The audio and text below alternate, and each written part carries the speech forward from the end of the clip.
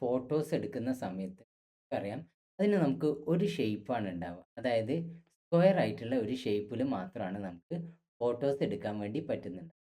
ഈ ഫോട്ടോസിനെയൊക്കെ നമുക്ക് വ്യത്യസ്തമായിട്ടുള്ള ഷേപ്പുകളിലേക്ക് മാറ്റാൻ പറ്റും.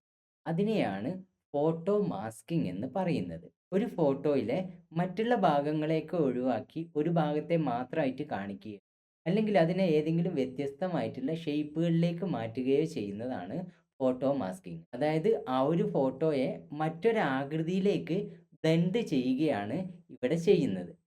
ഇത് പോസ്റ്റർ ഡിസൈൻ ചെയ്യുന്ന സമയത്ത് അല്ലെങ്കിൽ ഒരു വെബ്സൈറ്റ് ഡിസൈൻ ചെയ്യുന്ന സമയത്ത് ഫോട്ടോ മാനിപ്പുലേഷൻ ചെയ്യുകയാണെങ്കിൽ അല്ലെങ്കിൽ റീൽസ് ഒക്കെ എഡിറ്റ് ചെയ്യുന്ന സമയത്തൊക്കെ നിങ്ങൾക്ക് ഈ ഒരു ഫോട്ടോ മാസ്കിങ് യൂസ് ചെയ്യാം. ഫോട്ടോസിനെ നിങ്ങൾക്ക് ഏത് ഷേപ്പിലേക്ക് വേണമെങ്കിലും മാസ്ക് ചെയ്യാം കേട്ടോ. ഇപ്പം നിങ്ങൾ ലെറ്റേഴ്സ് ആയിട്ട് വേണമെങ്കിൽ അങ്ങനെ ചെയ്യാം. ഇനി നമ്പേഴ്സ് ആയിട്ടാണ് നിങ്ങൾ ചെയ്യുന്നതെങ്കിൽ അങ്ങനെയും ചെയ്യാം.